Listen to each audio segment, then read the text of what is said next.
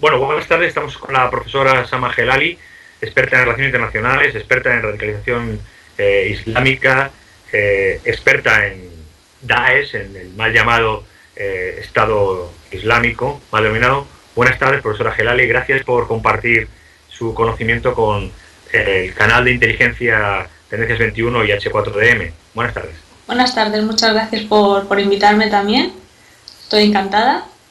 Así que, cuando queramos. La primera pregunta es, en su opinión, ¿cuál es la relación que existe entre la emigración, los refugiados, la radicalización, desde el punto de vista de su experiencia y sus conocimientos?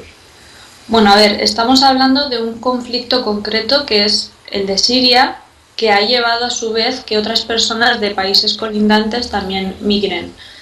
No hay que olvidar, bajo ningún concepto, que la gente está saliendo del país no solo por Daesh, que también, pero es en la menor medida. La mayor parte de la gente está huyendo de un régimen dictatorial desde hace 40 años que rige el país y que ha hecho mucho daño. Entonces ha sido la manera un poco de huir de ese régimen dictatorial que todavía sigue adelante y que es igual de cruel y de terrible que cuando regía el padre del actual presidente Bashar al-Assad. En su opinión, el Daesh no es más que la gota que ha colmado el vaso de otras muchas, de todo lo que es los conflictos que ha habido en Siria y países limítrofes durante hace ya muchos años, ¿no? Estamos ya por casi 6 años de guerra civil o algo así. 5 años. Es que hay que pensar que en estos 5 años la gente ha huido y ha estado saliendo del país. Lo que pasa es que no en masa como ahora, que es cuando más visibilidad tienen, pero llevan 5 años huyendo a Europa o a Turquía y en esos 5 años no era porque estaba el Daesh, que también estaban, pero en menor medida, no se les veía tanto, no eran tan visibles. Entonces la gente de lo que siempre ha estado huyendo es de un régimen dictatorial. Luego existen, es verdad que hay casos, he conocido el caso de un chico, por ejemplo, iraquí, que en su ciudad sí que está, pues está implantado Daesh y él en concreto sí que ha huido de esa realidad.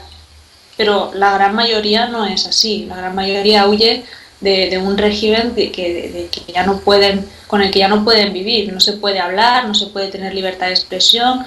Las torturas de las personas que son activistas o contrarias al régimen son continuas. Incluso siendo familiares solo por el hecho de ser familiares. Es una situación insostenible. En España ha habido una dictadura hace relativamente poco. Más o menos se puede un poco, la gente que la haya vivido, saber lo que se siente y cómo se ha vivido, cómo es. En su opinión, ¿hay un riesgo de radicalización en España fuerte, medio, débil, por la incorporación e integración de, digamos, esta masa supuesta de refugiados que vienen ahora de Siria y Turquía, o no? No, porque la gente está huyendo de allí precisamente para vivir una vida más libre y en democracia. Daesh lo que está haciendo es reclutar. Ellos, todas las personas que salen del país son consideradas también como pecadores porque están dejando la nación o el país del Islam, ¿no? Entonces, el califato, para ellos, como lo llaman.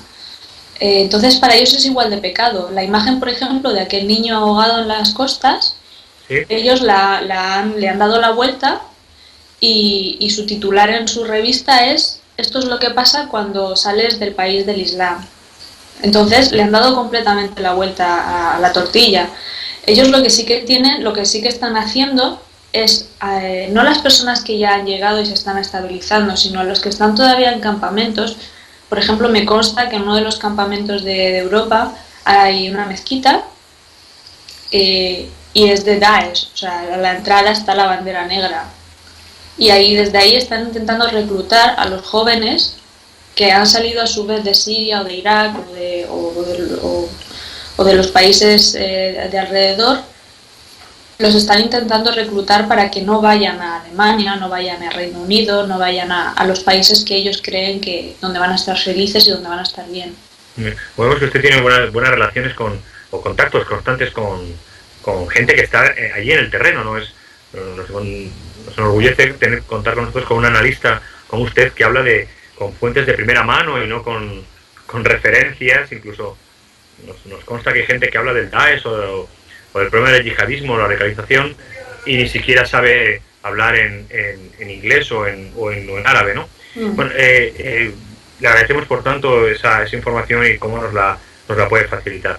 En su opinión, ¿qué es lo que deberíamos o qué tendríamos que haber hecho y qué es lo que deberíamos hacer ahora para enfrentarnos a este proceso no solo migratorio, sino de radicalización, perdóneme la expresión, islámica, ¿no? Bueno, el proceso de radicalización no creo que se deba abordar junto con el tema de la migración. Creo que son dos temas totalmente diferentes y que se deben separar.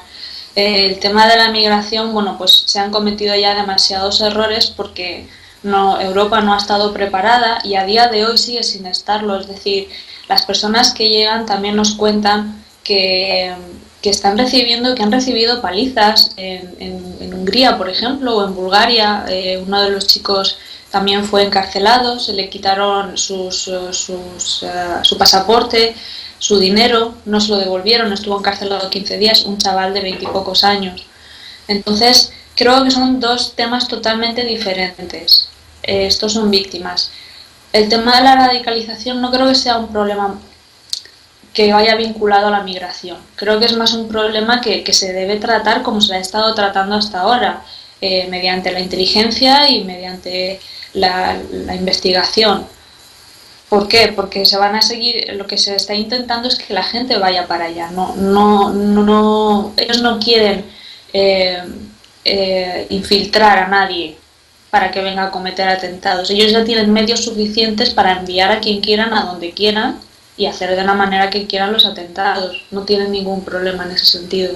Entonces, eso es importante en su opinión, entonces, porque claro, nosotros nos cuentan, o hay gente que cuenta, quizá porque tenga réditos de esa historia, ¿no? Contar esa historia, nos cuentan que evidentemente es un proceso de penetración, infiltración constante y permanente y masiva por parte de los yihadistas, en este caso del Daesh, en los inmigrantes. En su opinión eso no tiene fundamento, ¿no? Ninguno. Ya le digo, como hemos estado viendo también de gente que ha estado en campamentos, bueno, hemos tenido unos compañeros que han estado por toda Europa, han venido informándonos de todo lo que está ocurriendo en los campamentos.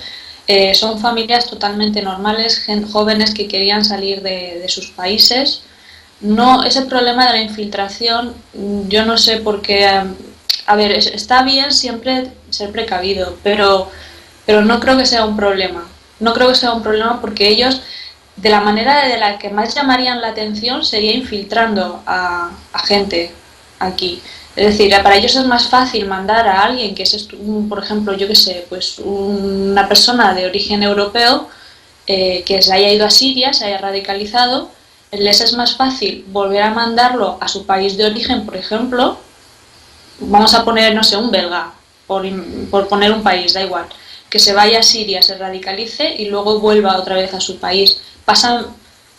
Es más fácil que hagan eso, porque ya hemos tenido casos, sí, que no que infiltren a gente, a los suyos dentro de los refugiados, porque es que además están haciendo algo que es pecado para ellos.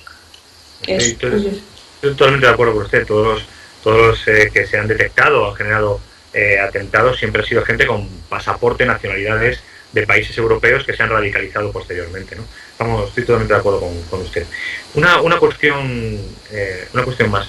En su opinión, ¿cuál es el futuro del Daesh? Sabemos por qué ha crecido el Daesh más o menos, pero ¿cuál es el futuro del Daesh?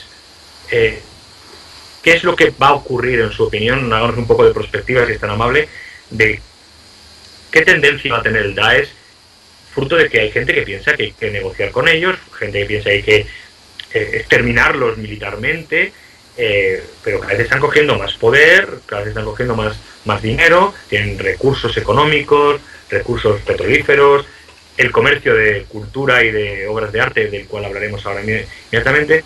En su opinión, ¿cuál es el futuro del Daesh? ¿Hacia dónde va? A ver, es que el problema es que han estado alimentando a la bestia. O sea, han dejado pasar demasiado tiempo. Los mismos que ahora quieren pararlos han dejado pasar demasiado tiempo. no hay que olvidar también que ellos están vendiendo antigüedades, están vendiendo petróleo y hay alguien que lo compra, con lo cual reciben la financiación. Hay alguien al otro lado. Entonces, se han hecho ya demasiado grandes, ahora, bueno, se les está atacando, no se puede negociar con ellos bajo ningún concepto, porque es que no van, ellos ya lo dicen, dentro de su revista, dentro de sus vídeos, no se puede hacer negocios con los kufar, ¿no? Los pecadores. Entonces, ellos no van a hacer negocio, por mucho que digan, por ejemplo, con Foley, ¿no? Que decían que Estados Unidos dejó morir a su ciudadano porque no quisieron negociar.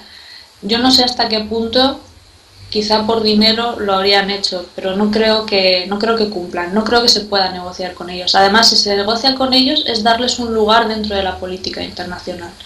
Y lo que no se les puede dar es ese lugar, no se les puede legitimar de ninguna de las maneras. Dos cuestiones. Primero, ¿por qué tanta crueldad y tanta publicidad? Y por otro lado, ¿por qué esa obsesión con dinamitar, romper las estatuas, los monumentos de milenios? ¿Por qué? ¿Cuál es el objetivo, en su opinión, de ambas cosas?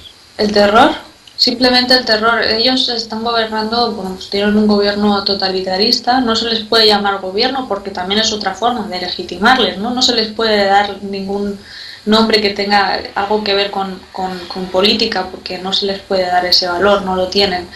Pero sí que ellos lo que utilizan es el totalitarismo, el miedo. Entonces, si ellos son capaces de destruir, por un lado, cualquier monumento, y matar a personas como las están matando de una manera masiva, es una forma de someter a la población y además mantener a raya al enemigo, como mira, nosotros estamos aquí y tenemos mucho poder. Por otro lado, lo que sí que ellos piensan es que la única forma de creencia, de fe, de credo es su Islam, ¿no? La forma en la que ellos han interpretado y han remodelado la religión.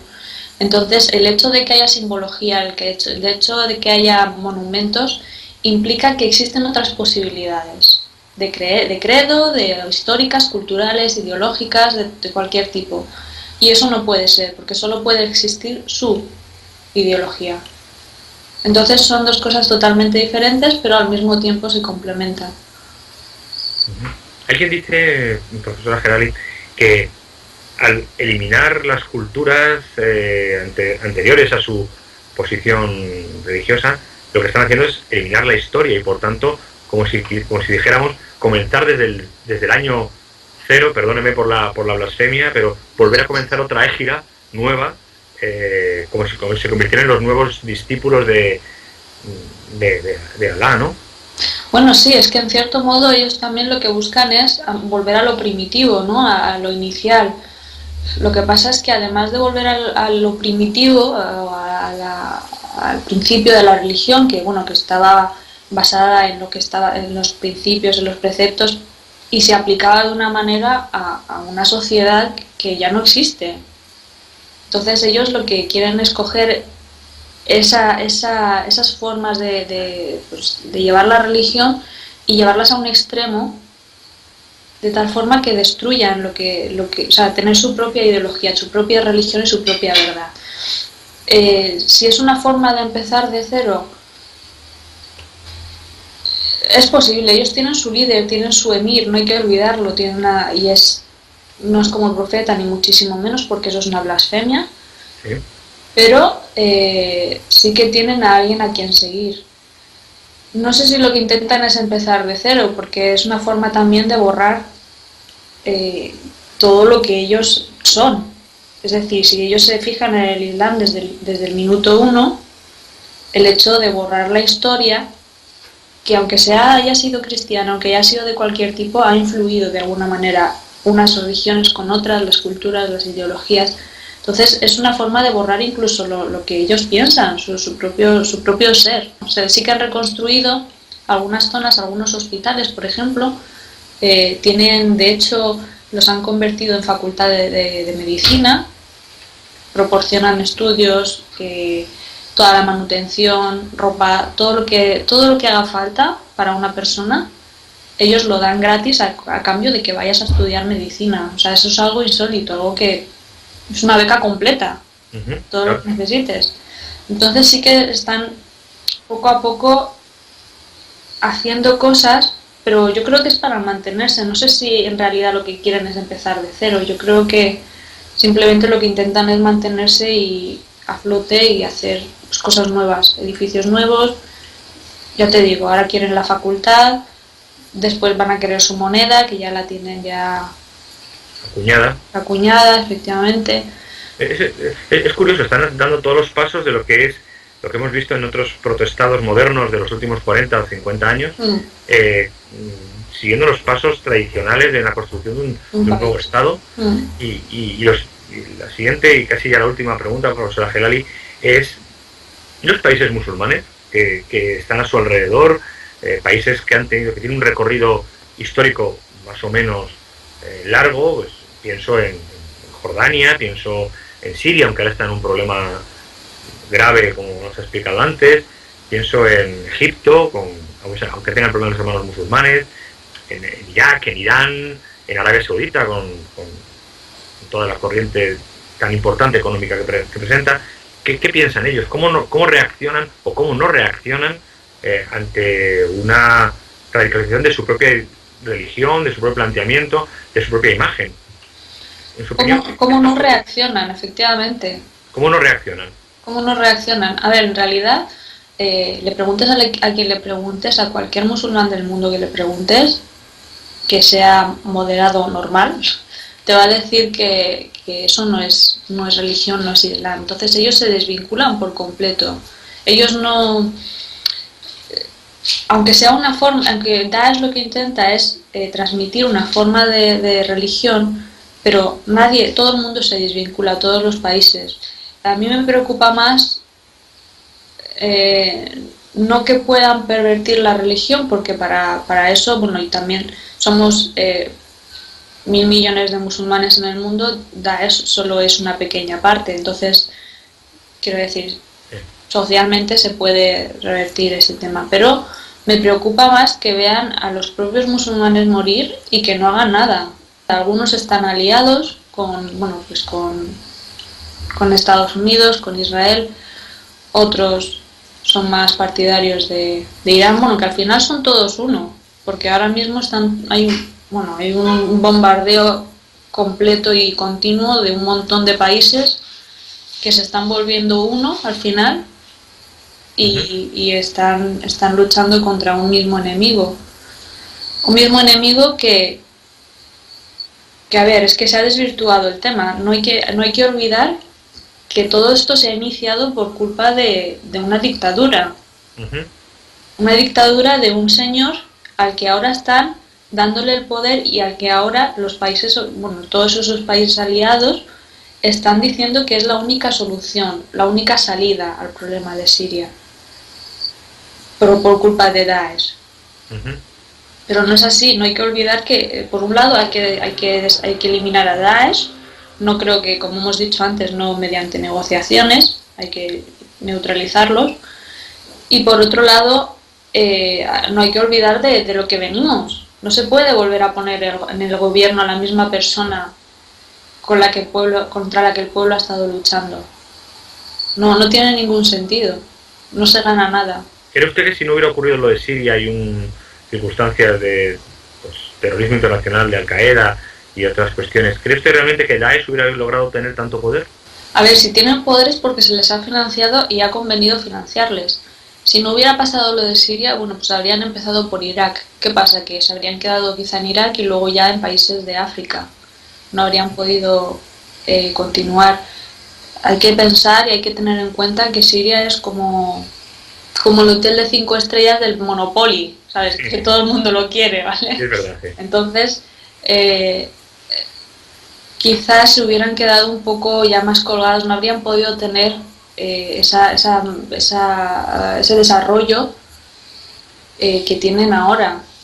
Si se hubiera convertido en algo parecido a ACMI o a Boko Haram o a las milicias estas que hubo en su época en Filipinas, etcétera, etcétera. Es que, claro, es que al no tener esa conexión geográfica, es decir, si no hubiera estado Siria de por medio, al no tener la conexión geográfica, por ejemplo, entre Irak y norte de África, quizás se habría complicado un poco más el tema para ellos. Teniendo a Irán por un lado, a Israel por otro lado, en fin, lo tendrían más complicado. Lo que pasa es que a ellos se les ha facilitado, no solo porque están en Siria, sino porque se les ha facilitado armas, porque han conseguido muchísimo dinero pues de saqueos de bancos, por ejemplo, pues de todo lo que han vendido. Entonces, yo creo que ha cumplido un papel esencial el hecho de que Siria esté metida, ha pasado lo que ha pasado. Para terminar con un halo de esperanza, ¿no?, en esta particular forma de ver el Estado Islámico y, el Daesh. Es que la inercia de hablar de Estado Islámico, a veces ya los medios de comunicación nos han impuesto esa terminología y estamos sin querer legitimando algunas cosas que no deberíamos. Pero bueno, ¿qué esperanza ve usted en esto? ¿Qué es el camino que, en su opinión, profesora Gelali, vamos a tener que tener para ver una luz? Es decir, vemos que ahora parece que Occidente se ha unido, parece que cada vez tienen menos apoyos en los países musulmanes, parece que la gente está totalmente concienciada, aunque no hayan movido un dedo para evitar la masacre de bienes culturales en Palmira. Parece que la gente ahora sí está dispuesta incluso a movilizarse personalmente, ¿no? Para luchar contra Daesh. Sí. ¿Qué esperanza cree usted que tiene? Claro, pero es que no hay que luchar solo contra Daesh, o sea, vuelvo a repetir, hay que luchar contra el enemigo. El enemigo no es solo Daesh, el enemigo también es el régimen. Entonces, ahora se están aliando todos los países para neutralizar a Daesh, que me parece estupendo y maravilloso. Pero hay otro enemigo más. Hay que pensar en el futuro también. Tenemos a Irán, a Hezbollah en Líbano. Si se queda el régimen, también es partidario o amigo de Irán también. Quiero decir que hay más allá, o sea, hay mucho más campo que no vemos, que aparte de Daesh. Daesh es importante porque hay que destruirlos, hay que neutralizarlos, pero hay que pensar también en lo que realmente importa, que es en la forma de gobierno en el futuro dentro de un país que ha quedado totalmente destrozado. ¿Qué esperanza hay? Pues tal y como nos lo pintan ahora los gobiernos, que piensan que quieren volver a poner al dictador en la presidencia, para los sirios, desde luego, muy poca. Porque es contra lo que han estado luchando. Y volver a lo mismo, con todas las muertes que ha habido, con todas las torturas, con todo lo que hemos visto. Bueno, lo que hemos visto no, porque realmente en los medios españoles no se ve una mínima parte de lo que está ocurriendo en realidad.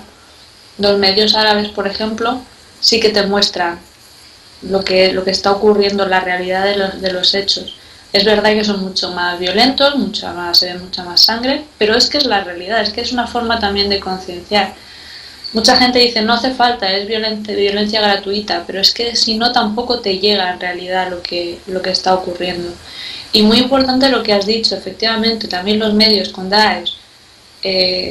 Lo digo siempre en todas las conferencias, no me voy a cansar de decirlo, efectivamente, son Daesh, no son ISIS, porque ellos quieren llamarse Estado Islámico, ellos quieren que se les llame así, que se les reconozca como tal. No se les puede reconocer como tal, tenemos que separarnos, desvincularlos de ese término. Y es verdad que Daesh significa lo mismo que ISIS, pero en árabe. Sin embargo, no se vincula, porque claro, una persona occidental escucha Daesh y no piensa que es un Estado Islámico, no. Eso es importante, profesora. Dice, significa lo mismo en árabe que en Daesh, que ISIS, es sí. Lo mismo, pero dice, claro, es que la gente occidental, efectivamente, nosotros, por los motivos que sean, tenemos un desconocimiento cultural, conocimiento ideológico, no solo ya del mundo musulmán en general, sino del propio mundo musulmán en España, las vinculaciones que tenemos un desconocimiento absoluto de una cultura en la que estamos totalmente integrados y totalmente compartidos, y sin embargo seguimos desconociendo la cultura y desconocemos las raíces y desconocemos muchas cosas. ¿Cree usted que hay una incomprensión real de lo que está ocurriendo para la gente que no está, como usted, profesional o personalmente implicada,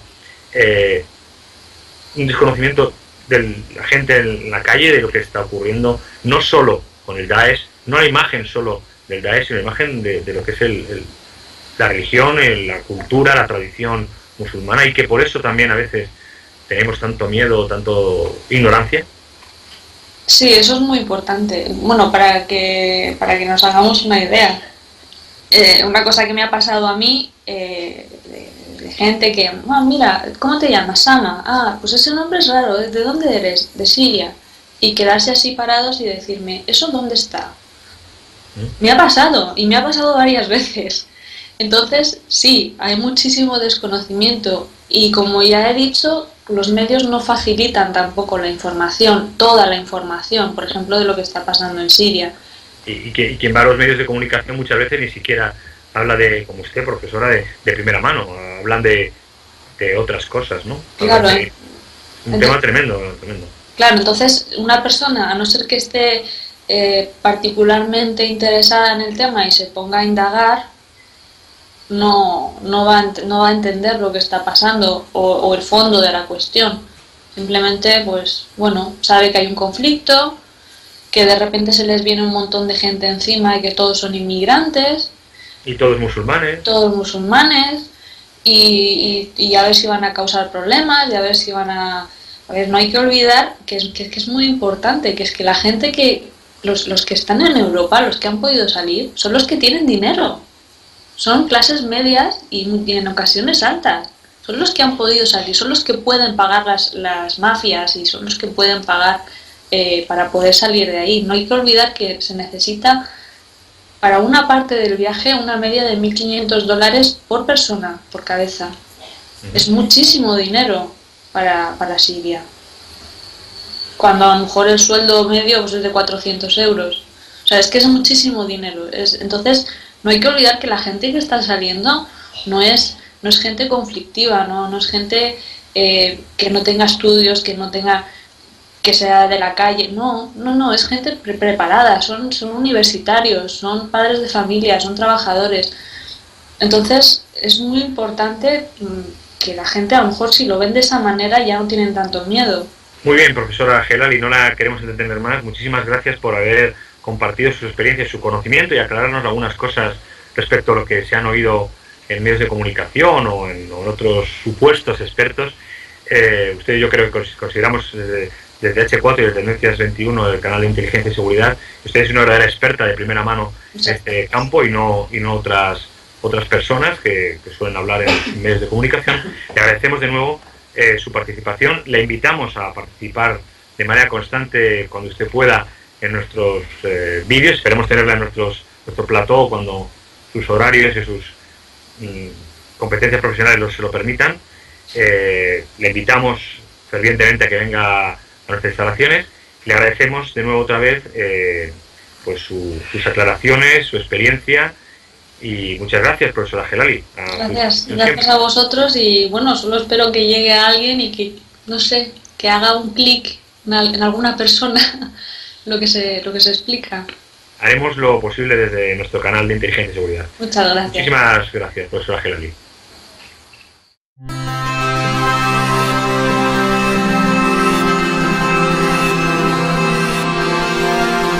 Experta en Daesh, en el mal llamado Estado Islámico, mal denominado. Buenas tardes, profesora Helali. Gracias por compartir su conocimiento con el canal de inteligencia Tendencias 21 y H4DM. Buenas tardes. Buenas tardes, muchas gracias por invitarme también. Estoy encantada. Así que, cuando queramos. La primera pregunta es, en su opinión, ¿cuál es la relación que existe entre la inmigración, los refugiados, la radicalización, desde el punto de vista de su experiencia y sus conocimientos? Bueno, a ver, estamos hablando de un conflicto concreto que es el de Siria, que ha llevado a su vez que otras personas de países colindantes también migren. No hay que olvidar, bajo ningún concepto, que la gente está saliendo del país no solo por Daesh, que también, pero esa es la menor medida. La mayor parte de la gente está huyendo de un régimen dictatorial desde hace 40 años que rige el país y que ha hecho mucho daño. Entonces ha sido la manera un poco de... y ha estado saliendo del país. Lo que pasa es que no en masa como ahora, que es cuando más visibilidad tienen, pero llevan 5 años huyendo pues a Europa o a Turquía y en esos 5 años no era porque estaba el Daesh, que también estaban, pero en menor medida, no se les veía tanto, no eran tan visibles. Entonces la gente de lo que siempre ha estado huyendo es de un régimen dictatorial. Luego existen, es verdad que hay casos, he conocido el caso de un chico, por ejemplo, iraquí, que en su ciudad sí que está, bueno, pues está implantado.